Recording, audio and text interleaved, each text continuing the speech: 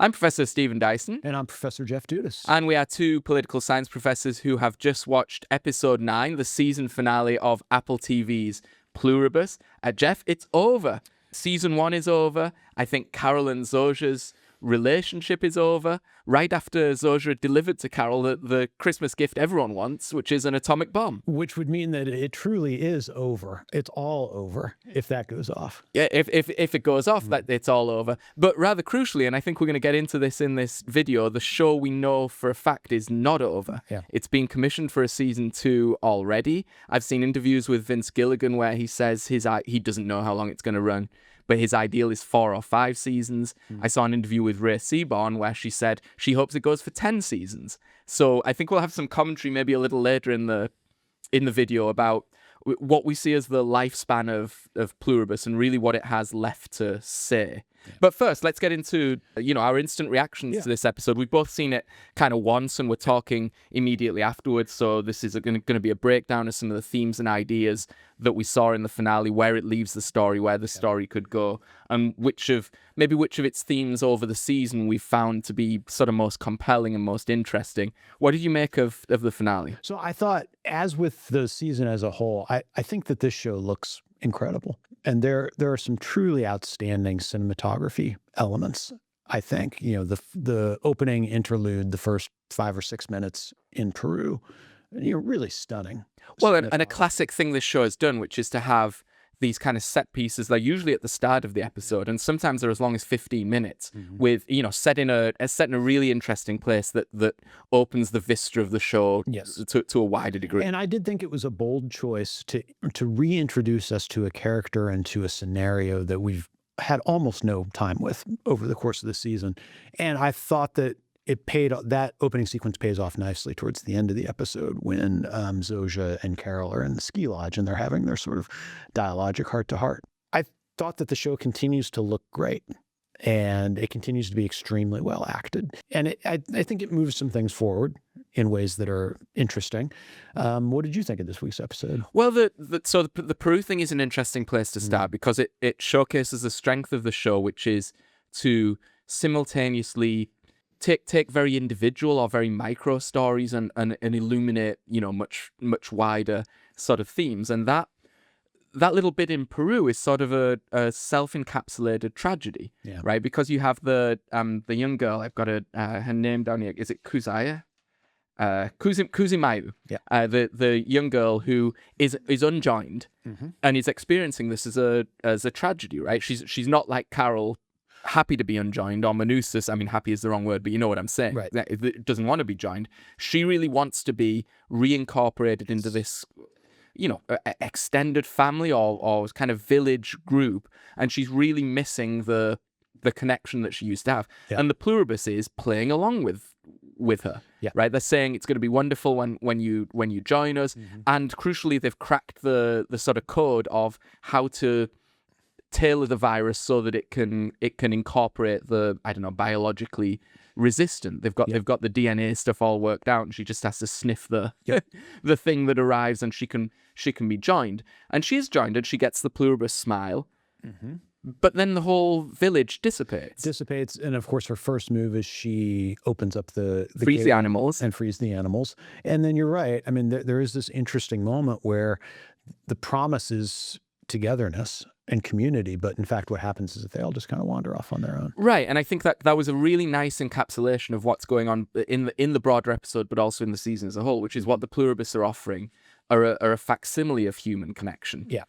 It's not the real satisfying thing. That village, they all go off and scattered, and in one sense she's now with them permanently in the same way that she's with everyone. Well, if you're with everyone, you're with no one. Yeah.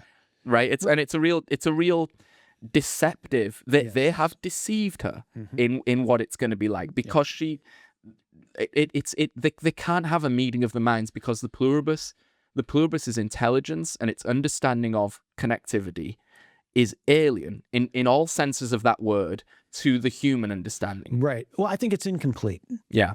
It's not based upon the full spectrum of human interaction in human life, which is why it comes across, as you say, as a facsimile of human community. It's not the real thing.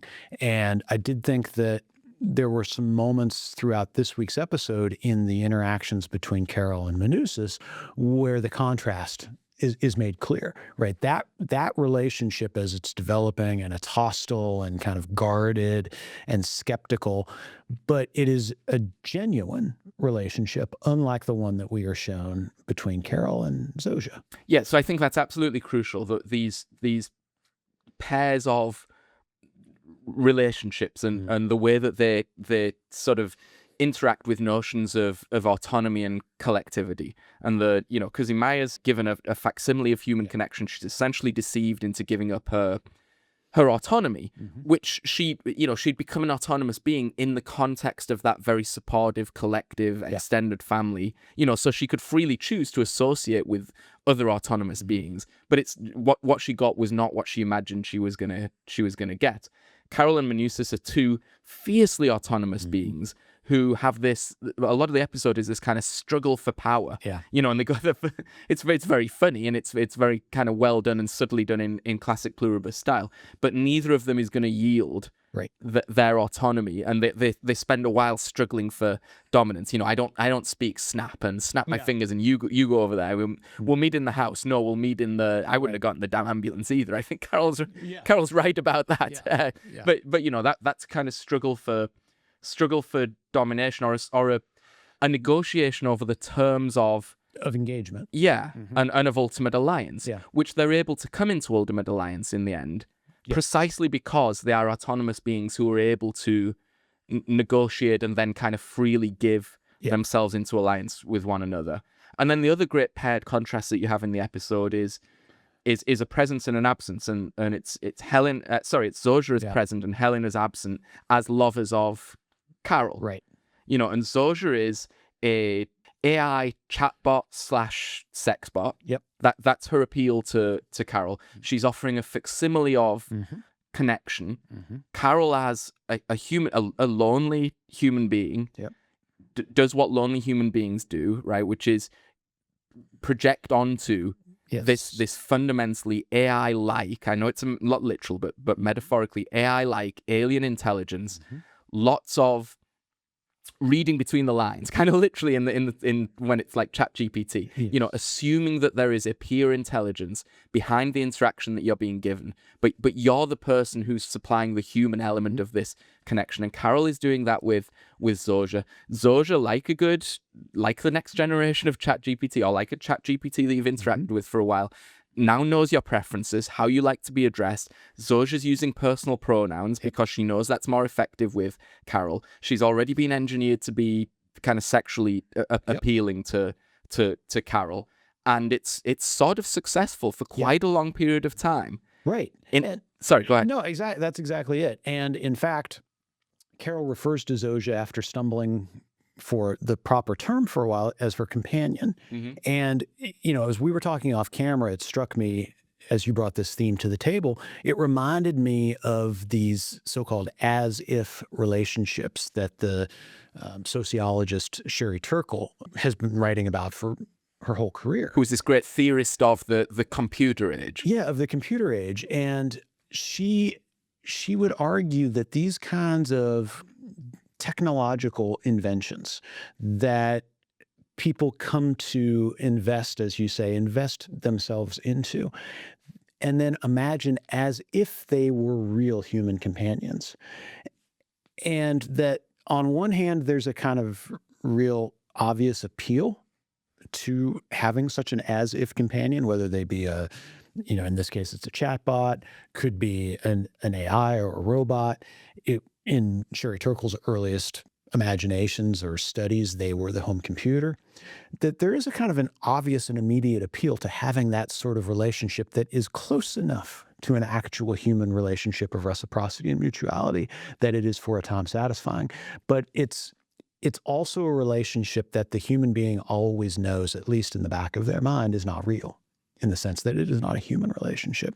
We very much get that here. And Carol, I think, gives it her best shot in this episode, right? She really, I think the show has us spending about 2 weeks of time in it's almost like a kind of a romantic escapade, right, between Carol and Zosia, and they're going to various different locales and they're having these, wonderful romantic times. So Carol gives it her best shot for sure. And she achieves a certain kind of happiness that she sort of marvels at. But she also is reconciling herself to the as-if nature of the relationship always. And eventually what becomes clear to her is that, Zosia does not have the same investment in this relationship that Carol has. Zosia's investment in it is, on one hand, it is to please Carol, but on the other hand, as you also were talking about off camera, it's to run a very particular agenda, right? That the goal of the joined is to get more people to join. Well, And particularly Carol and Manus and the other sort of uninfected. yeah, because Zosia's intelligence and the Pluribus intelligence is like AI intelligence. It's fundamentally alien. Again, in both, it's this is what sci-fi does, right? It kind of literalizes or schematizes contemporary problems or contemporary anxieties, and kind of stages the conflict between them, or the whatever the stakes are, in the form of literalized characters that are operating both as characters but as vectors for wider ideas. Zosia is an alien intelligence. Her intelligence is extraterrestrial, but that's not the point. It's alien to a human understanding of what emotional, sexual handshake, for want of a better phrase, would be between two autonomous beings, and an agreement to pursue a shared agenda or a shared life project. Zosia has a goal, right? In the same way as like an algorithmic intelligence or a chat GPT has a goal, right? It's trying to achieve something. Yeah. It's just that goal is not what Carol, when she's anthropomorphizing those intelligences, expect them to be. And the Pluribus have an agenda in the same way as sort of big tech or AI or an algorithmic society has an agenda, right? It's to subsume you and your identity fundamentally within a framework that is monetizable one way or another, or even within ChatGPT, which is also supposed to be monetizable. You'll notice when you interact with it, the interaction never ends. It always has 3 more things it can do for you at the end of every question, right? It just wants to keep you kind of involved and kind of going down this path in the same way that Zosia does. And Carol's realization, though, is Zosia and Helen both lie to her. Right, they both are deceptive towards her, right? We're given another example in this episode. Helen has hidden a kind of motion sensor in the liquor cabinet at the time when Carol was freezing her eggs, in order to ensure that the eggs are, viable. Yeah. And it's perfectly understandable, and all the rest of it. It's a horrible moral dilemma, but you kind of understand what Helen's done here. Nonetheless, she has not said to Carol, hey, don't drink and I trust you because I love you, right? She's engaged in deception. Yeah. Fine, it's not a moral condemnation, it's just a fact of what they've done. Zosia has also been deceiving Carol on largely the same subject, right? Which is, we need your consent, we need your stem cells, which Carol takes literally and reasonably to mean, unless I let you stick a needle, as she says, in my ass, you're not going to get my stem cells. Zosia, by act of omission, has deliberately deceived Carol on the most crucial element of Carol's existence. Yes. By harvesting the stem cells and starting to kind of make the virus that's going to assimilate her. But Carol comes to the realization that both lovers lie to her. But Helen's form of deception, because it's a human deception, it's the actions of an autonomous being who's trying to act in Carol's interest, who is impinging upon Carol's autonomy, but not in a way that's, I don't know what the right way to express this. It's not so gross or so. It's done from the right motives. I mean, the fact I'm struggling to express this shows how deeply the show is acting us to reflect upon what real human relationships are, and how they differ from the instrumentalized, algorithmicized, that's probably not a word, but you know what I'm saying, way that Zosia approaches her relationship with Carol. Yeah, I mean, I think that's exactly what the show intends to do, and I think that this episode is successful in bringing that point to a sharp conclusion. So I think, thematically, it does strike me that there have been lots of trails that have been laid throughout these 9 episodes that have brought us to this point of compare and contrast between the as-if relationships and the authentically human relationships.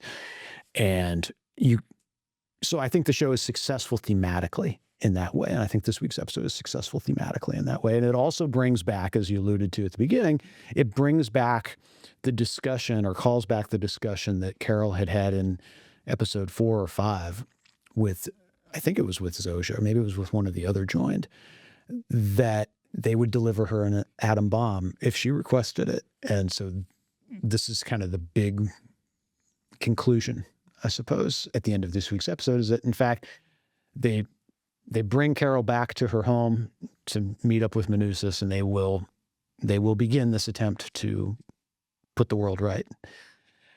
But they also deliver, along with Carol, an actual atom bomb. Yeah, it's Prime Day for Carol. Yeah. And I mean, this has been a repeated thing the show's done quite cleverly, which is it's brought things to Carol's door, like ordering off the Amazon. Yeah.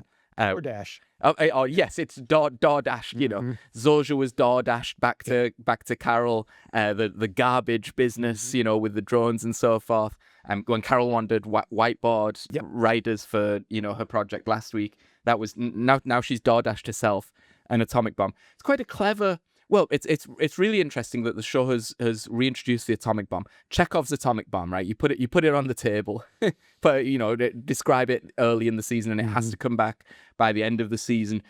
Very interesting thematically in a show that is, at least to some degree, alluding to the contemporary dangers of AI. Yeah. That if you think in contemporary technology, what are the two big things that have been invented that are simultaneously tributes to humanity's scientific ingenuity and also sort of existential folly? Yeah. It's said to be the atom bomb and the kind of movement towards really impressive artificial intelligence. So it's important that those two are always are brought together. That often happens in AI, in philosophical AI texts.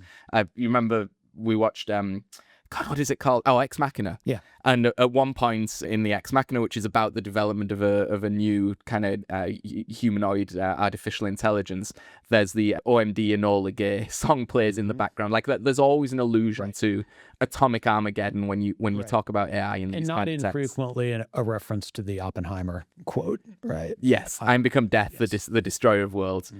Yes, absolutely. And it's interesting. What is Carol going to do with this atomic bomb? I presume it's sort of a form of deterrence, right? She says, if you the joined try to approach me, and I think you're going to give me the secret kind of sniffing salts, but it's also deeply, I'll blow everyone up. How is she going to do that?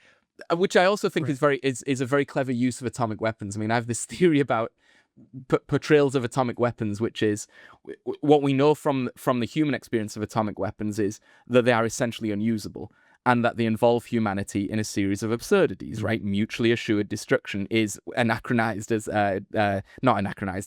The acronym is MAD for a reason. You know, the maniac computer. You've always got that combination of high rationality in deterrence theory. If you do this, I will certainly destroy you. Therefore, logically, you will not do this. But also that at the same time, I would be ensuring my own destruction, so I will never do it. Yeah. So you're always caught in that paradox. Right. And I always think once atomic weapons are introduced in a work of fiction, it's sort of over, or it's absurd, because any choice is absurd. Yeah. Any choice Carol would make with that atomic bomb is absurd. Yeah. I mean, what is she think? She's going to drive it to the big antenna that they're building, but then they just build a new one, right? There's the only possible use is personal deterrence, which would be an act of self-annihilation. Yeah. Anyway. Right. Yeah. Who knows, right? And what's she going to do? And they can't move it. No. Right. So it's just going to sit in the driveway, you know, like a gate, I guess, that you could easily traverse, right? As a symbol of security. Well, she can't go away from it either. She has to stay like within range of death. I mean, anyway, you know, as I said, it's absurd. I don't mean that as a critique. I mean, it's deliberately absurd. It's another way that the show is kind of reflecting upon the anxieties of human existence in our age of contemporary high technology and what that does to our understandings of rationality, connection, and living in this type of of existence. Yeah, and the other character that we see really developed most clearly this week is Manus, right? Who's working within that same register of these same kinds of questions. Yeah. Connection, autonomy, and the like. He gets by far the most, I'm pretty sure that by far the most amount of screen time that we've seen him at any point this season. this is the big meeting that the show has been building towards between Carol and Manus. And, we get, they are different people, right? They are both, extremely willful and extremely stubborn. They are both committed to the end of whatever has happened, right? But we also get some contrasts, I think, between them. Manus is, and I think one of the commenters had said this a couple weeks ago, Manus is more of a zealot than Carol is. And he makes that clear this week. And he says, these people, they're not human. They're not people. And if they can't be saved, then they should be dead. And this, he puts it so plainly that Carol is sort of shocked by this. And then I wonder if by the end of the episode, Carol has sort of reached the same conclusion. Yeah. So what did you make of Manus's appearances this week? Well, so it's super fascinating. He's obviously a fanatic, but he's a fanatic in service of sort of human dignity and human autonomy. His sort of most telling line, I thought, was, it's a great evil. Carol says they're not evil. Yeah. Matter of debate. But from Manus's standpoint, the evil is they treat a man, a human, the same as an ant. As an ant.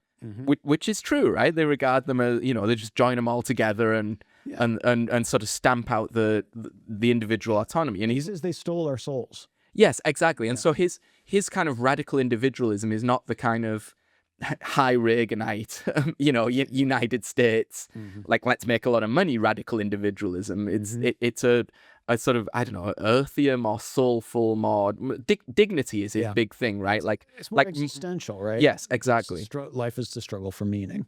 Right, precisely. So that was one part.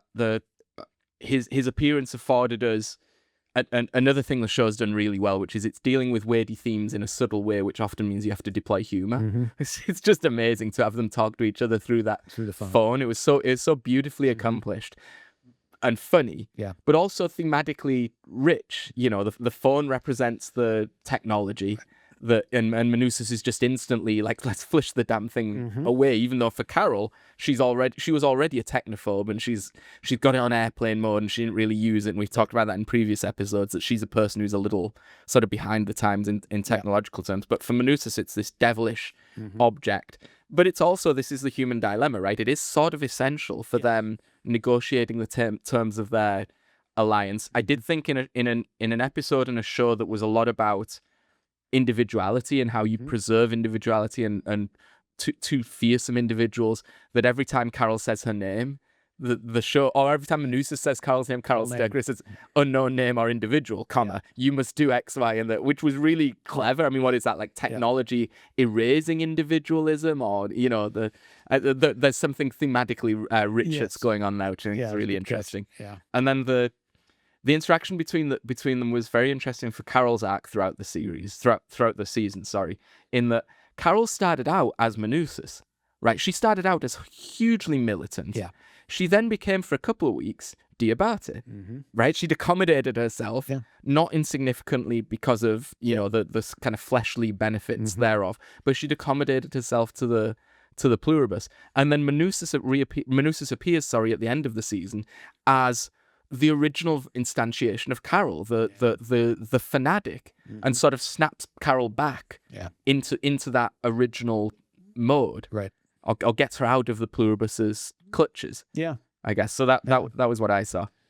Yeah. So the elephant in the room, I suppose, for us at this point, so to speak, is this is the end of season 1, and we talked a lot about this off camera and decided we would wait until later in the episode to bring it up. My takeaway of these last 2 episodes is that it feels like the story has kind of sputtered into a holding pattern. Well, it's completed. Very sad. Or it feels complete, or that it should be complete. Yeah. And instead what's happened is that we're going to have to wait a long time, who knows how long, an unpredictable amount of time for a second season.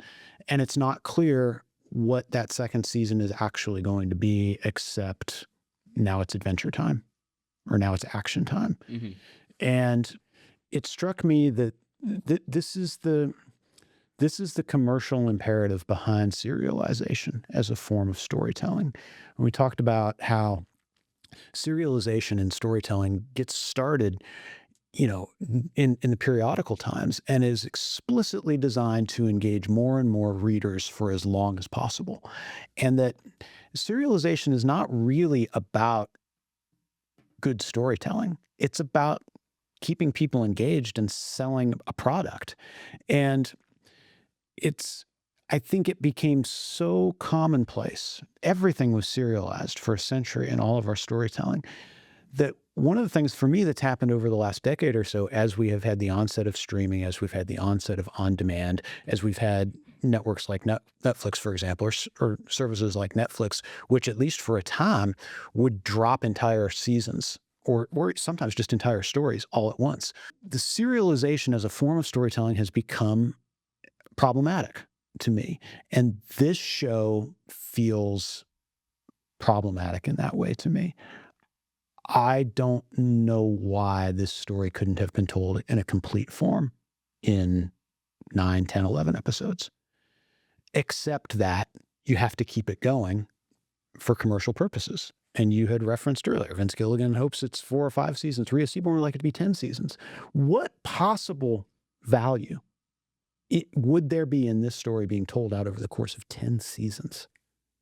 Well, so my take on this is I'm sort of broadly sympathetic to that. Mm-hmm. I think about, shows that I've thought are of comparable artistic merit that have gone multiple seasons, and what is it that they've done. So something like Mad Men, starts in the early 1960s. The culture is really still the late 1950s, and you can make an argument that each season is sort of examining the evolution of a particular form of the American dream, or, over a really crucial decade into the 70s. Or something like, I know you don't like the show, won't engage in it, but something like Battlestar Galactica, which was this sort of retelling of the Odyssey. And they had to get from one place to another, and so you could justify the next season because they needed to continue the journey, but the journey had an obvious endpoint. And just as in the Odyssey, so there's a lot of pages in that. You wouldn't want to go from I want to get home, it was a bit hard, and now I'm home. You wanted to explore. Right. So there was some good point. Or even in a more contemporary like Apple TV scenario, like For All Mankind, in which each season leaps forward into another decade and then explores the ins and outs of that decade. Right. As I hear you saying that there are storytelling elements, right, that can be neatly fit into the package of serialization in those kinds of stories. Yeah, because it has this obvious teleology to where the story needs to go. The question is, what is the equally interesting intellectual statement that a season 2 of Pluribus can make? To me, it's a sort of fascinating, really wonderful reflection on contemporary existence. Pluribus season 1. You would need to do something, I think, radically different in season 2 to sort of justify a second season. And it does seem like what we're going to get is the episodic continuation of really the same story. Yeah. I could be wrong. I mean, maybe they're going to go in a radically new direction. Maybe. Let's take a quick break and then we'll finish this thought. Okay. And we are back on this Christmas Eve discussing the finale of Pluribus. We were sort of exploring the question of whether there is a viable season 2, or in intellectual terms or in story terms, what is there left to say? And I did wonder, Jeff, what is it you would have preferred in a finale? I don't know. I would have preferred maybe one more episode in which we get some narrative closure here. And we get the sense that there is a beginning and an end to this story. Or maybe it wouldn't be 10 episodes, but maybe you could be a little more parsimonious in your storytelling over the course of the 9.